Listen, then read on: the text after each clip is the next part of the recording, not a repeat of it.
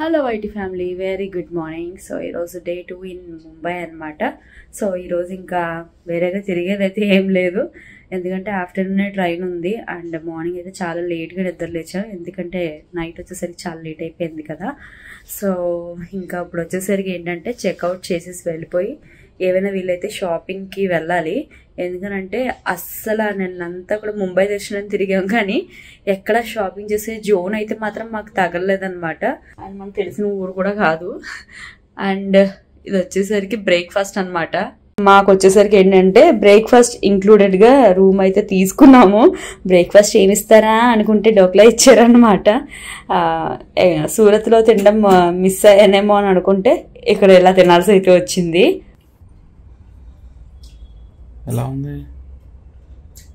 Regular dhokla మనం గుజరాత్లో taste చేసేది కొంచెం చప్పగా కొంచెం కారంగా మిర్చి వేస్తారు, తీగా ఉంది. సో ఇప్పుడు వచ్చేసరికి ఇంకా చెక్అవుట్ అయితే చేస్తున్నాం అనమాట. టైం 11 అయితే వస్తుంది ఇంకా చెక్అవుట్ టైమ్. ఇక్కడ బయట అంబియన్స్ అంతా బాగుంది, కానీ మేము తీసుకుని వచ్చేసరికి డీలక్స్ రూమ్ అనమాట. రూమ్ ఏమో చాలా చిన్నది అండ్ బెడ్ సైజ్ చిన్నది అండ్ కాంప్లిమెంటరీ బ్రేక్ఫాస్ట్ అయితే మాత్రం అసలు బాగాలేదు. నాట్ ఈవెన్ 40 రూపీస్ కూడా ఉండదండి కాంప్లిమెంటరీ బ్రేక్ఫాస్ట్ అని చెప్పేసి అడిషనల్గా అయితే యాడ్ చేస్తారనమాట. ఫ్రీ బ్రేక్ఫాస్ట్ అంటే ఇలా ఉంటుంది. డబల్ డెక్కర్ బస్ ఎక్కడో అయితే కుదరలేదు, కానీ చోటు అయితే ఫస్ట్ టైం. రూమ్ దగ్గర నుండి సరాసరి రైల్వే స్టేషన్కి అయితే ఆటో బుక్ చేసుకున్నాము. మేము 2 hours ముందుగా అయితే వెళ్ళిపోయాం అనమాట. ఆ 2 hours ఏం చేయాలో అర్థం కాక మళ్ళీ వచ్చిన ఆటోలోనే తిరిగి షాపింగ్ ఏమైనా చేద్దాము అనేసి వేరే ప్లేస్లో అయితే దింపమని అన్నాము. సో అక్కడ దింపేసిన తర్వాత చిన్న చిన్న థింగ్స్ అయితే షాప్ చేశాను. అండ్ ఆ తర్వాత ఫుడ్ కూడా అయితే ఆర్డర్ తీసుకుని వెళ్ళిపోతున్నాము మాతోనే. ఎందుకంటే ఈ ట్రైన్స్లో ఫుడ్ అయితే అస్సలు తినడానికి బాగోట్లేదు. అందుకని లోకల్ హోటల్ నుండే ఫుడ్ అయితే తీసుకున్నాం అనమాట. అండ్ అక్కడి నుండి మళ్ళీ రైల్వే స్టేషన్కి తిరిగి వచ్చేసరికి ట్రైన్ ప్లాట్ఫామ్ పైన అయితే ఉంది. Bye bye Mumbai.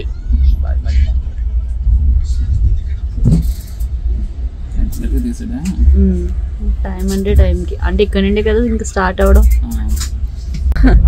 పై చూడడానికి ఒకలానే ఉన్నాయి, కానీ చికెన్ అయితే 100 రూపీస్, మటన్ అయితే 120 rupees.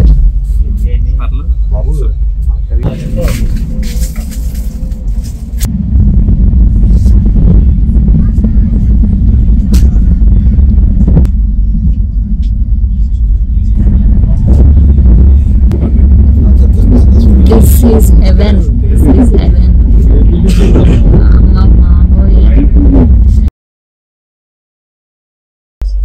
Like the punch cut?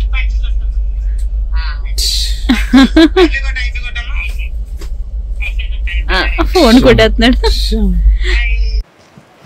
Baby care వీడియోస్లో చాలా విషయాలు అయితే మనం ఇప్పటికే డిస్కస్ చేసుకున్నాం కదా. కొందరు పిల్లల్లో ఒక హ్యాబిట్ అయితే నోటీస్ చేస్తూ ఉంటారు. అదేంటి అంటే వాళ్ళు యూజ్ చేసే క్లాతింగ్స్ అనేవి నోట్లో పెట్టుకుని నములుతూ ఉంటారు.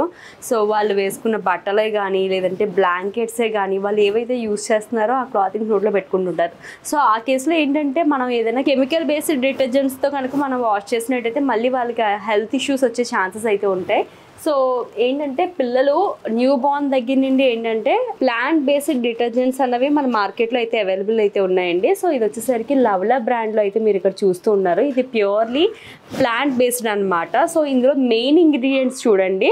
సో ఇందులో మనకి నీమ్ అండ్ అలాగే అలోవెరా, ఈ రెండింటి గుడ్నెస్ అయితే ఉంటుంది అనమాట. ఎక్కడ హార్ష్ కెమికల్స్ అయితే ఉండవన్నమాట ఇందులో. అంటే మనకి జనరల్లీ చూడండి నురగ ఎక్కువ వచ్చేసి అలాంటివి అయితే ఉండవన్నమాట. ఎందుకంటే చూస్తున్నారు కదా ఇక్కడ ఫోమ్ బూస్టర్స్ అవి ఉండడం వల్ల అంత సాటిస్ఫైయింగ్గా మనకు ఉంటుంది, కానీ చూడడానికి యూజ్ అయితే పెద్దగా అయితే ఉండదు. కానీ ఏంటంటే ఇందులో వచ్చేసరికి బయో ఎంజైమ్స్ ఉండడం వల్ల మరకలు ఏవైనా పడతాయి కదా, స్టెయిన్స్, ఎస్పెషల్లీ పిల్లల పట్లకి ఇవి కామన్. సో అవి చాలా పవర్ఫుల్గా అయితే రిమూవ్ చేస్తుంది అండ్ కంప్లీట్లీ సేఫ్ అనమాట ఇవి యూజ్ చేయడం. సో ఇది వచ్చేసరికి డర్మటాలజికల్లీ కూడా డస్టెడ్ అండి. సో పిల్లల స్కిన్ పైన ఎటువంటి హార్ష్నెస్ ఉండదు. And as well mom's hands పైన అంటే మనం జనరల్లీ బట్టలు ఉతుకుతున్నప్పుడు కొన్ని డిటర్జెంట్స్ ఏమవుతాయంటే మన హ్యాండ్స్ అనేవి రఫ్ అయిపోతూ ఉంటాయి. సో ఇవి ఏంటంటే రఫ్ కూడా అవ్వకుండా సాఫ్ట్గానే ఉంచుతూ వాష్ చేయడానికి హెల్ప్ చేస్తుంది అనమాట. ఇది వచ్చేసరికి machine wash and as well normal wash కూడా అయితే యూస్ చేసుకోవచ్చు. మెషిన్ వాష్కి 20 ml అండ్ నార్మల్ వాష్కి అయితే ఒక 5 ml 5 లీటర్స్ ఆఫ్ వాటర్లో తీసుకుని వాష్ చేసుకుంటే అయితే సరిపోతుంది అనమాట. ప్రైస్ వైజ్ కూడా అఫోర్డబుల్. ఓన్లీ ఇలా బాటిల్ కింద తీసుకోవాల్సిన అవసరం లేదు. ఇది వచ్చేసరికి మళ్ళీ మనకి సపరేట్గా ప్యాకెట్స్లో కూడా అయితే వస్తుంది. వన్స్ ఇది అయిపోయిన తర్వాత రీఫిల్ ప్యాక్ తీసుకున్నా సరిపోతుంది అనమాట. సో కంప్లీట్గా ఇంకా ప్లాంట్ బేస్డ్లోకి వెళ్ళాలి అంటే ఇది ఒక బెస్ట్ ఆప్షన్. ఇది 1 లీటర్ ప్యాకేజ్ అండ్ అలాగే 1/2 లీటర్ ప్యాకేజ్లో కూడా మనకి అయితే అవైలబుల్ ఉన్నాయి. ఇవి మనకి అమెజాన్ అండ్ అలాగే లెవెలప్ సైట్స్లో అయితే అవైలబుల్ ఉన్నాయి. లింక్స్ వచ్చేసరికి మీకు డిస్క్రిప్షన్ బాక్స్లో అయితే ఉంటాయి. Do check it out. మా ప్రయాణం అయితే ఇంక నెమ్మదిగా అలా సాగుతుంది. ముంబై నుండి స్టార్ట్ అయిన ఒక 2-3 గంటలకి లోనావాలా అయితే వచ్చింది. ఎంతమంది మన ఛానల్లో పోస్ట్ అయిన లోనావాలా వ్లాగ్స్ చూశారు? యాక్చువల్లీ లాస్ట్ ఇయర్ నా బర్త్డేకి మేము లోనావాలానే వెళ్ళామన్నమాట.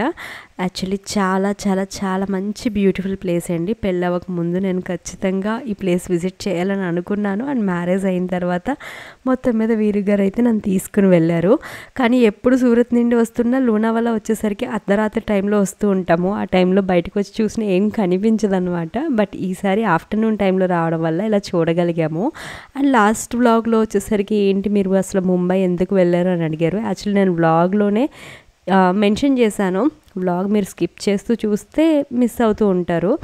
ఏమైంది అంటే సూరత్ నుండి డైరెక్ట్ ట్రైన్స్ అయితే మాకు టికెట్స్ ఏమీ కూడా దొరకలేదన్నమాట. డైరెక్ట్ అనే కాదు, కనెక్టింగ్ ట్రైన్స్ కూడా చూసుకున్న అన్నీ వెయిటింగ్లోనే ఉన్నాయి. ముంబై నుండి అవైలబుల్ ఉన్నాయన్నమాట. సో సరే ముంబై వెళ్ళి ట్రైన్ ఎక్కుదాము అని అనుకున్నాము.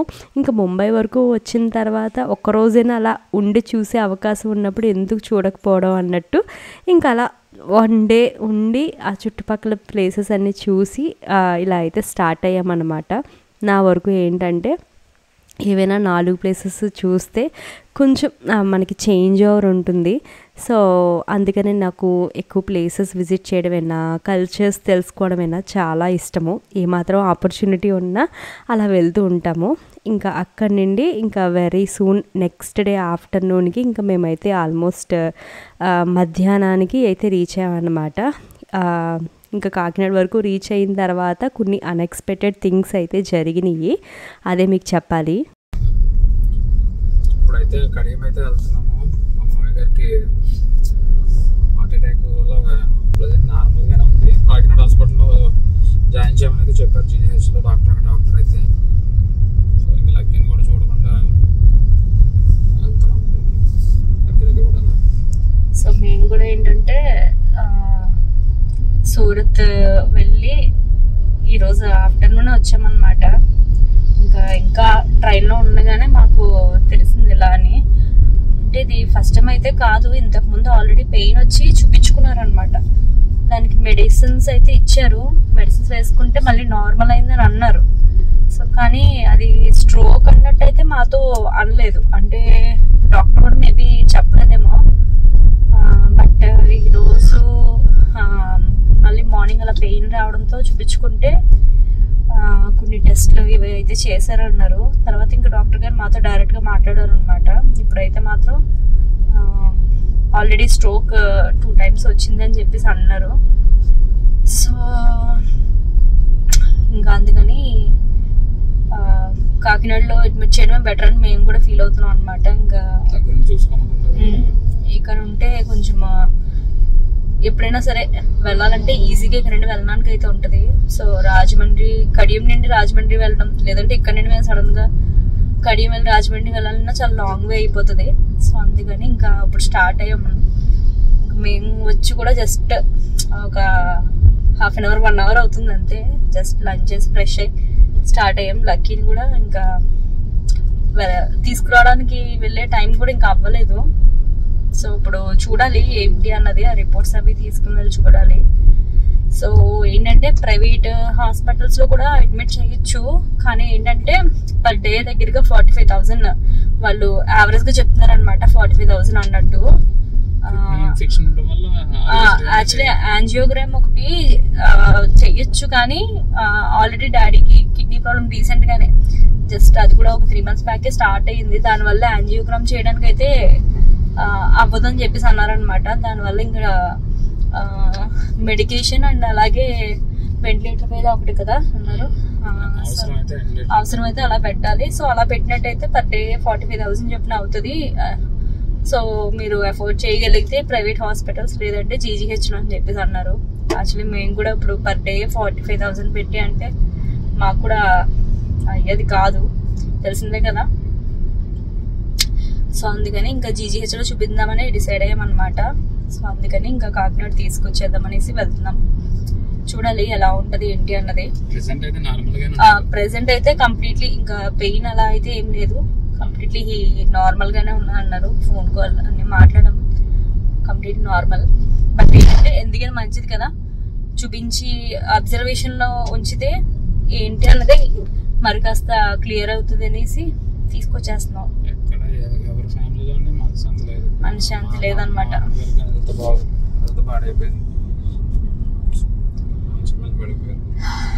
యాక్చువల్లీ మేము సూరత్ స్టార్ట్ అయిన ఫస్ట్ డే తెలిసిందనమాట. ఇలా అత్తమ్మ మంచి మీద నుండి చివరి వరకు వచ్చి దొర్లి కిందకైతే పడిపోయారు అనమాట. అది మేము లేని టైంలోనే అయ్యింది. ఇంకా ప్రయాణంలో ఉన్నాం కానీ మనశ్శాంతి లేదనమాట. ఇంకా ఓకే అవి ఏంటంటే స్టిచెస్ పడ్డాయి. సో ఇంకా సరే వచ్చిన తర్వాత వెళ్దాము నెమ్మదిగా అని మేము అనుకునే లోపు ఈరోజు మా డాడీకి ఇలాగా ఏంటంటే హెల్త్ అన్నది నిజంగా ఎంత ఇంపార్టెంట్ అన్నది ప్రతి సిచ్యువేషన్ తెలుస్తుంది అనమాట. అంటే చిన్న చిన్నవి ఏమైనా వచ్చినప్పుడు దాన్ని అంత ఈజీగా నెగ్లెక్ట్ చేయకూడదు. ఏమవుతుందంటే ఆ చిన్నయే చాలా పెద్దవి అయిపోతున్నాయి. అసలు ఎక్స్పెక్ట్ చేయని ఒక 2 years లో అనుకుంటా కదా చాలా మారిపోయింది. లక్కీ పుట్టిన తర్వాత ఒక 2 years లో అసలు ఫ్యామిలీ సిచ్యువేషన్ కంప్లీట్ గా చేంజ్ వచ్చేసింది అనమాట. చాలా దారుణమైనది ఏంటి అంటే రోడ్ అయితే మాత్రం అస్సలు బాగుండలేదండి. ఏమో ఈ గవర్నమెంట్లో అయినా రోడ్స్ అవన్నీ కొంచెం సెట్ అవుతాయేమో చూడాలి. మాకు దగ్గరగా 2 గంటలు పట్టిందనమాట కడియం వరకు రీచ్ అవ్వడానికి.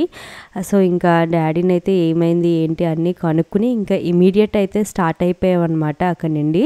ఇంకా హాస్పిటల్లో చూపిద్దాము ఏం చెప్తారో ఏంటో అని ఒకటే టెన్షన్. Hello, good morning.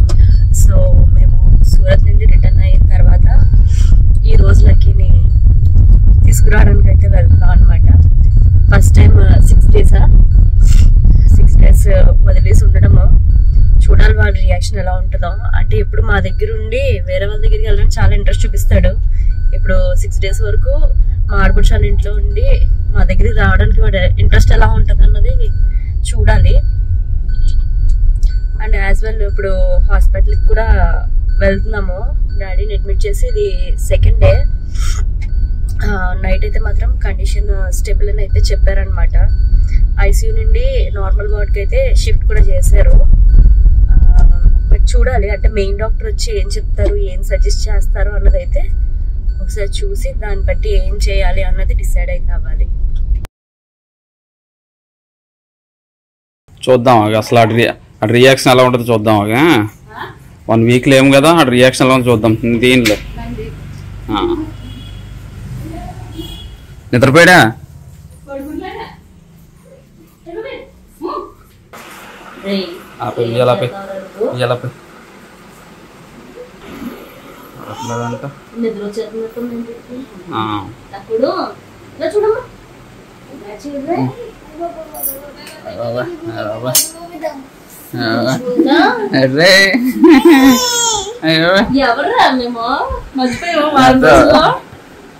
ఏమంటున్నాడు అసలు? ట్యాబ్ చూసాడు కింద ఆడతాడ. ఎలా తెమ్మా ఎలా నీ అంక చూద్దాం. నీ పై ఎవరో తీసుకున్నారు అంటున్నాడు అంటాడు. ఎరా అలా చూస్తున్నారా లక్కమ్మా? అరే లక్కీ ఎలా రమ్మా, ఎలా రా లక్కీ వెళ్ళరమ్మా. లక్కీ ఎలా రారా ఇందో అమ్మా.